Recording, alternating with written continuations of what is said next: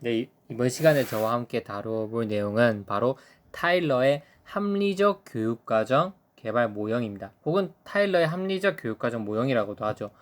지금부터 이제 학습해볼 내용들은 다 뭐와 연관이 되어 있냐면 교육과정 개발 모형과 연관이 되어 있습니다. 즉, 만약에 너네가 혹은 교사라고 표현해 보겠습니다. 교사 너네들이 교육과정을 만들고 싶다. 혹은 어떤 단체에서 국가나 혹은 지역사회나 학교 수준이나 이런 수준에서 너가 교육과정을 만들고 싶지? 그러면 내가 만든 교육과정 모형 절차에 따라서 교육과정을 만들라는 겁니다. 이해되시죠? 학자들마다 포인트가 다 다릅니다.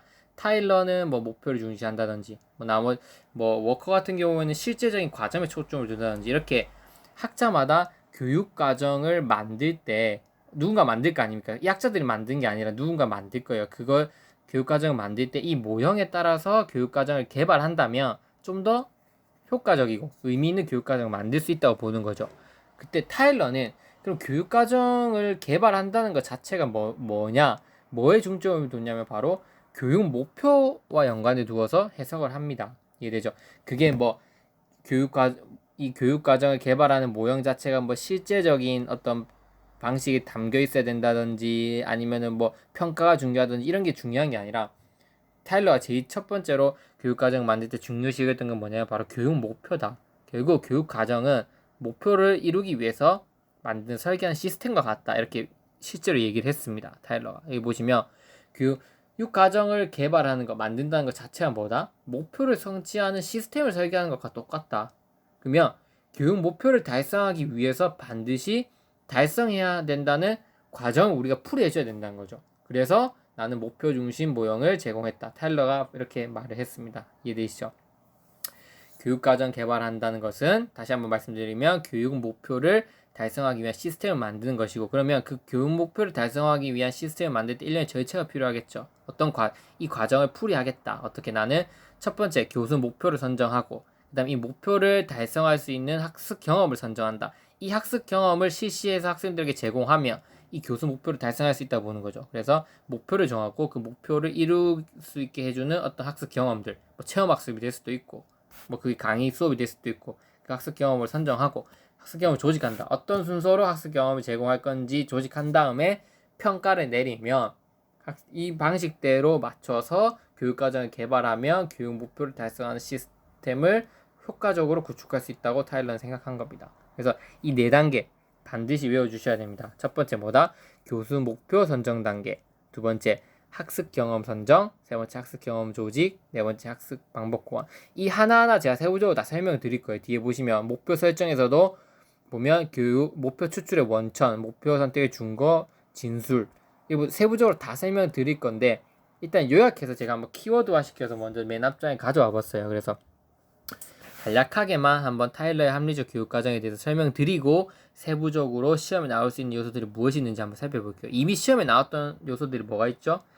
그 수직적 연계성 시험에 나왔죠. 학습 경험의 조직에서 수직적 연계성, 계속성과 계열성, 예를 들면 뭐 이렇게 나왔었죠. 계열성을 제시하고 나머지 수직적 조직의 두 가지 요소를 써라 이렇게 했었던 것 같아요. 제 기억으로는. 그래서 계속성과 수직적 연계성을 쓰도록 이렇게 했었고, 그럼 스코프나 통합성은 아마 안 나왔던 것 같습니다. 제 기억이. 이해되시죠? 그래서 나올 수 있는 요소들이 많아요. 이거는 전체적인 걸 묻는다기보다는 이 내용 안에서 하나하나 이게 적을 수 있는 것들이 많기 때문에 그게 나올 거고, 이런 전체적인 것을 적는 부분도 나올 수 있긴 해요. 교육목표 선정에서 해야 될 게 뭐가 있는지. 그래서 그 부분을 키워드 시켜서 한번 보도록 합시다.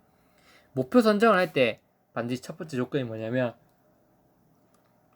세 가지를 고려해야 됩니다. 첫 번째, 학습자에 관한 사실을 고려하고 사회에 관한 사실을 고려하고 교과 특성을 고려해서 교수 목표를 선정한다.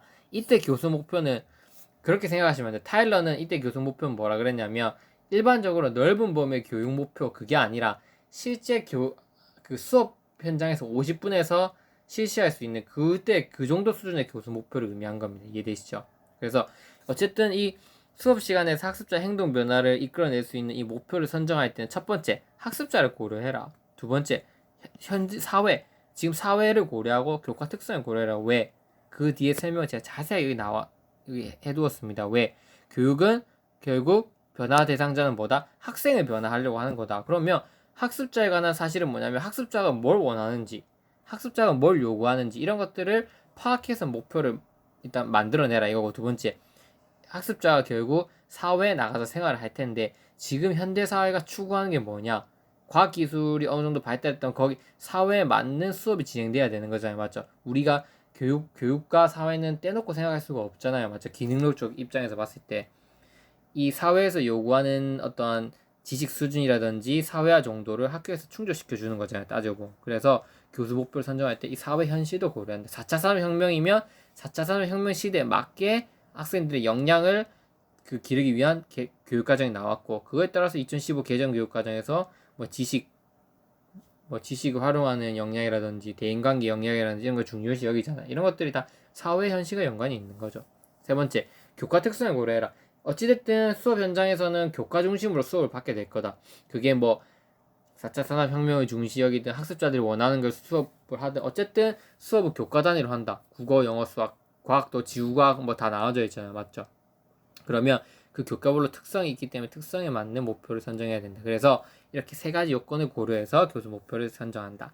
그리고 이걸 통해서 교육 목표를 교수 목표를 생각하시면 됩니다. 교수 목표를 일반적인 교수 목표를 잠정적으로 추출하고 그 다음에 교육 철학과 심리를 사용해서 타당성과 실용성을 검증한 다음에 최종적 목표를 산출합니다. 여기 이해되시죠? 그리고 교수 목표를 진술해 주는데 어떻게 진술한다?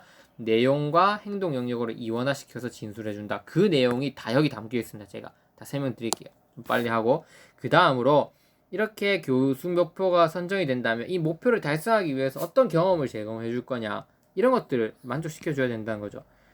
가능성, 학습자들 실제 시행 가능한 경험을 제공해 주고, 기회, 학습자들이 실제로 뭔가 주체가 돼서 행할 수 있는 그런 학습 경험을 제공해 주고, 만족성, 학습자들이 좋아할 만한 학습 경험을 해야 되고, 이런 것들 다 조건이 있습니다. 이런 학습 경험 선정 원리에 따라서 학생들이 수업 받을 내용을 구성해라. 조직은 뭐다? 선정한 경험을 어떤 순서로 배열할 거냐. A라고 하는 학습 경험을 선정했다면 이 A 안에 다양한 요소들이 있을 거예요. 그러면 그 어떤 순서로 A를 학습자들에게 제공할 거냐. 수평적 관점에서, 수시적 관점에서 나눠서 생각해 볼 거고, 마지막으로 평가. 결국 평가라고 하는 건 뭐냐면 초기에 설정된 목표 도달 여부를 확인하는 게 평가다. 이게 핵심 포인트고, 두 번째, 반드시 행동 변화를 평가 대상으로 삼는다. 왜냐면 결국 학습자들이 학습을 하고 나면 행동으로 그게 드러나야 된다고 생각했거든요.